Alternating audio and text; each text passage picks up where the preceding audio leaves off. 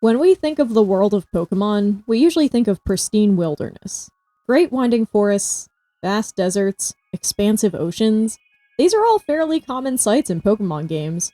It's easy to think of the Pokémon world as a utopia, and in some ways, it is. However, idealized wilderness is not the only type of place we see. Abandoned ships, crumbling mansions, deserted department stores. Remnants of human life make for some of the franchise's most iconic location. Pokémon don't exist in a vacuum, and neither does nature. Humans are a part of it too. Welcome back to the Enjey Region.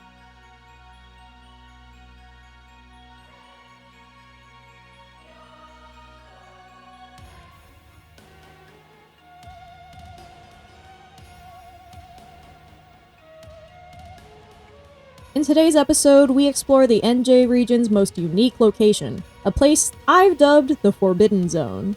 The Forbidden Zone is a strange place whose story I won't fully spoil here. However, what I can tell you is that the Forbidden Zone is abandoned and polluted. Something happened here decades ago, and the humans living here were forced to leave. The Forbidden Zone is inspired by a handful of things, but it's primarily inspired by real-life polluted places. One of the most famous hazardous places in the world is Chernobyl, an irradiated Russian town whose name lives in infamy.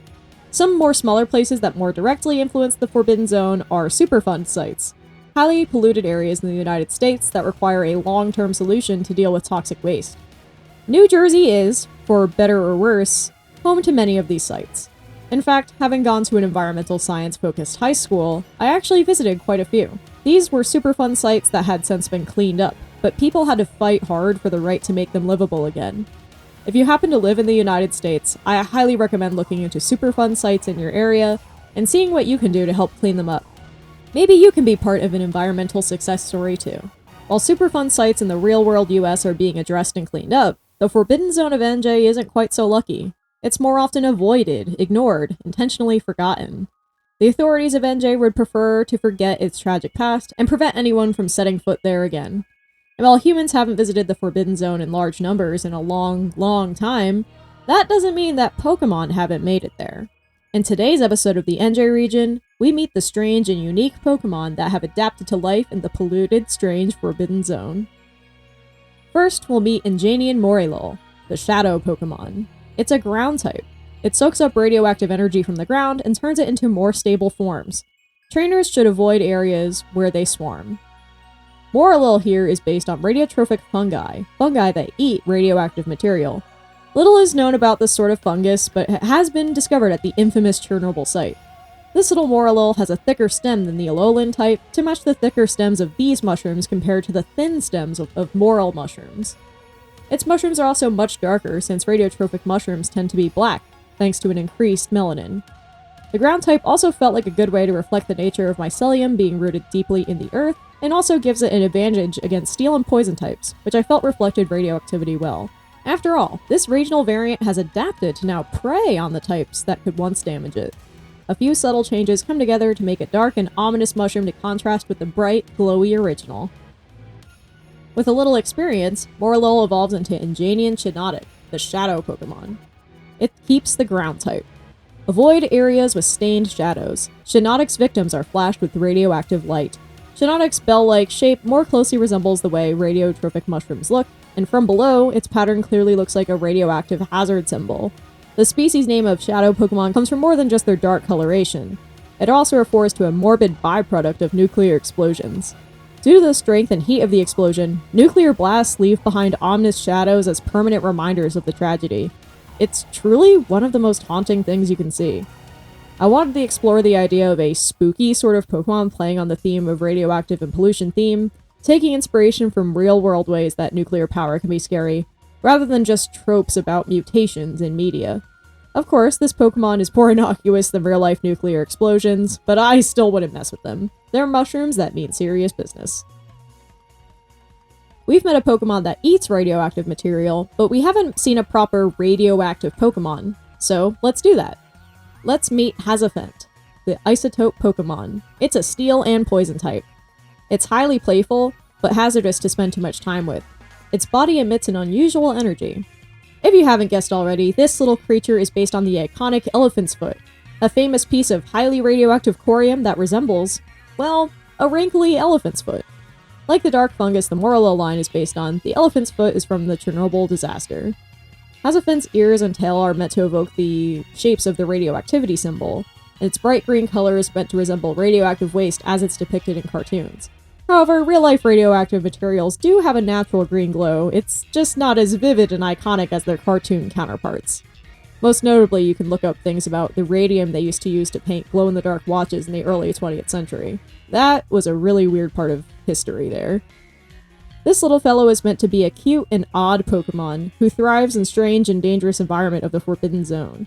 The steel type reflects the heavy metals its body is made of, and the poison type reflects the toxic properties of radioactive material.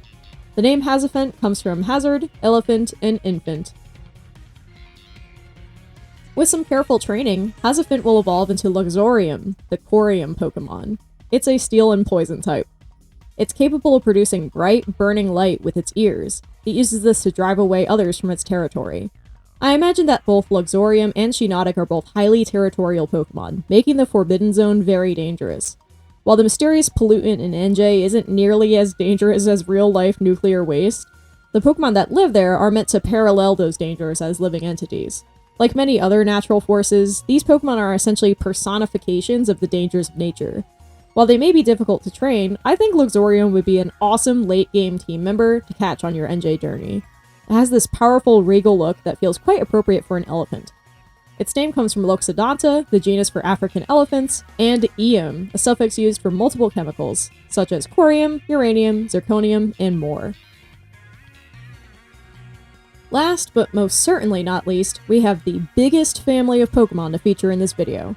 While less inspired by radioactivity, these Pokémon are still regional variants that have been altered by the Forbidden Zone. Let's meet Enjanian Eevee, the reborn Pokémon. It's a ghost type. Its DNA reacted to the Forbidden Zone, causing it not to evolve, but to simply change form.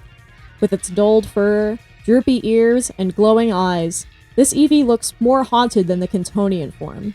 I designed this form years ago, but coincidentally it actually reminds me quite a bit of Pikachu, a strange gray Pikachu, shown to be featured in the upcoming Pokopia game. I'm curious if that strange little Pikachu will also be a ghost type. I suppose only time will tell. Now that you've seen that we have a regional Eevee, I'm sure you can understand why I say this is the biggest Pokemon family in the video. That's right, there are 8 regional variants to meet for each of the original Eeveelutions. Instead of being monotype like the originals, each of the Eeveelutions gains the ghost type, in addition to their original type. I wanted Enjey to have a take on the idea of more Eeveelutions, and I thought doing a haunted or corrupted set would be very on brand for me, and also something very few other artists have done. So, let's get into them.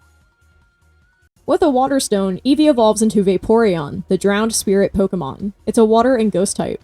Its cells mimic ectoplasm, enabling it to swim through solid objects. For each of the evolutions, I wanted to name their species after a sort of death related to each type.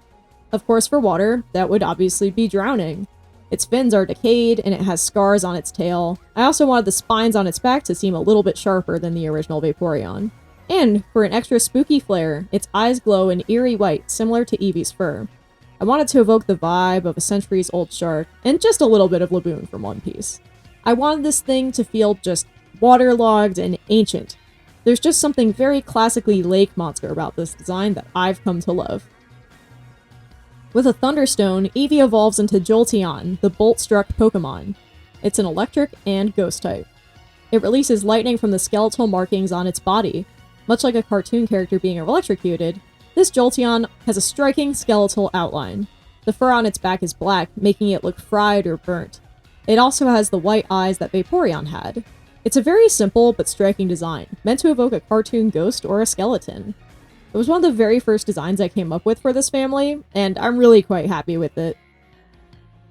With a Firestone, Eevee evolves into Flareon, the Dying Ember Pokemon. It's a fire and ghost type. The smoke from its body has a nostalgic odor. It only heats up when in battle. I really had a lot of fun with this design, though it was also challenging. I wanted to keep the silhouette pretty similar to the original, but I wanted this vibe for this Flareon to be that it's burnt out. Its colors are a dark black, making it look like burnt up wood on its very last embers. The shiny colors are much more close to the original Flareon. For the shinies of Vaporeon, Jolteon, and Flareon, I wanted to keep this secondary color theme that they had as a trio. So, just like the originals, Vaporeon's shiny is violet, Jolteon is green, and Flareon is orange. I really think that the Flareon here is pretty striking, and I'm very happy with how it turned out. With enough friendship, your Eevee could evolve into Espeon, the Clouded Sun Pokémon. It's a Psychic and Ghost type. Due to a disconnect from the sun, this Pokémon is able to utilize its powers regardless of time of day. It was a little tempting to go with the idea of the death of the sun with a red giant, but I didn't want to step on the vibes of Flareon. So, instead, I went with the sun covered with clouds as the inspiration here. The gem on its head is a cloudy, matte black, and its eyes are dark and lightless. It was really fun trying to come up with the idea of an anti-Espeon that still felt a lot like the original, and I got where I wanted to with this design. Espeon, of course, is not our only friendship evolution. Your Eevee might also evolve into Umbreon, the Eclipsed Moon Pokémon. It's a dark and ghost type. While its rings lack the normal form's signature glow, its eyes are easily spotted in darkness. Instead of having bright rings on its dark body, this Umbreon has dark spots like an eclipsed or new moon, and have bright red eyes like a full lunar eclipse. This color palette is also partially inspired by Umbreon's oddly silver Pokemon Coliseum shiny, which has always been a favorite of mine. It's always reminded me of Mercury, personally. It has a scar-like marking on its eyes, reinforcing the idea of being unable to see or being trapped in darkness. As a pair with Espeon, this is a design I'm very happy with, even if it took quite a few iterations to get here. Training with Eevee in a mossy forest might make it evolve into Leafeon, the wilted leaf Pokemon. It's a grass and ghost type. A lack of chlorophyll in its body means that it can't use photosynthesis. Instead, it feeds on emotional energy. I really wanted this Leafeon to feel like an old, dried-up plant on the verge of dying. A few small changes to the leafy shapes of its body and a muted palette helped me get there. It also has very pale eyes, which glow in the dark, much like the original Eeveelution trio. Its shiny is deeply autumnal and further emphasizes the lack of chlorophyll in its body. It's been a fun design that I really like. If you instead train with Eevee in a cold and frigid place, it might evolve into Glaceon, the bone-chilled Pokemon. It's an ice and ghost type. It's capable of standing completely still. Some mistake it for dead when it's really just resting. The pattern on its back is meant to resemble a stylized ribcage, with angles similar to crystals in a snowflake. Its glowing eyes match with Leafeon, tying the two designs together. It also gains a more muted, subdued palette, much like the other Eeveelutions we've met. The idea of hypothermia, a bone-chilling Pokemon, was just so interesting to me, and I'm very pleased with how Glaceon turned out. And of course, there's just one evolution left. When building a close, affectionate relationship with Eevee, it could evolve into Sylveon, the cherished memory Pokemon. It's a fairy and ghost type. Memories of life with its beloved trainer give it power. It uses its soothing aura to heal troubled spirits. The rest of the Eeveelutions are more related to death and dying, but Sylveon is the exception. Instead, Sylveon is based on the idea of an afterlife, emphasizing the memories of those we lost and how they regain life by being recalled. Its scar pattern is on its chest, marking the symbolic place where we keep our dearest memories, in our hearts. Its palette is meant to resemble Eevee's, and to look like an old antique photograph. This Pokemon will actually be the ace for a character we'll meet later in the story, but that's a story for another day. And with that, those are all the Pokemon that I've got for this video. Thank you all for your patience with this. This video was actually a lot more work than I thought it would be. I'm really glad to have it out, and I hope to have the next Enjey video out early in December. Thank you to my Ko-fi members for helping to support the channel. Their support helps make these videos possible, and they help me achieve my goal of making art into a living. Every little bit helps, so thank you. If you'd like to join them, you can check out my Ko-fi page, where I have a shop, commissions, behind-the-scenes posts, and more. And of course, all of my monthly members are also featured in the credits of each of my videos too. If you're watching this when the video comes out, then that means Cryptid Charms is live on Kickstarter. This project features double-sided acrylic charms with various cryptid designs, and the highest tier allows backers to request more cryptids for the project. I really hope to reach my goal soon, so if you are able to support the project, or even just spread the word about it, I would really appreciate it. And this is the first video I'm making since solidifying a date. I will actually be teaching in-person drawing/insect anatomy classes at Insectropolis. Insectropolis is a bug museum in New Jersey, so if you happen to live around in the New Jersey area, specifically around Ocean County, you should come and sign up. Early bird sign up is only $29, but you can still sign up at the door for $35 if we still have seats. Our first class is going to be on December 14th and will feature Rosie, the tarantula. She's a real fan favorite, so I thought she would be a wonderful place for us to start. This class will basically feature me talking about whatever live bug that we have for each class, and then talking about their anatomy, how I work on stylizing them, and how to break down complex shapes in a way that isn't so complicated, especially when it comes to anatomy of very small and very mechanical, complicated animals like bugs.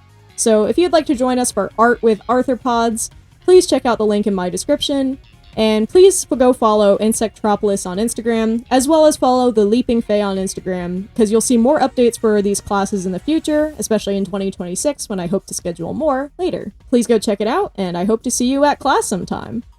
And with that, that's all that I've got for you guys today, so thank you all so much for watching. I hope to see you next week with another art video.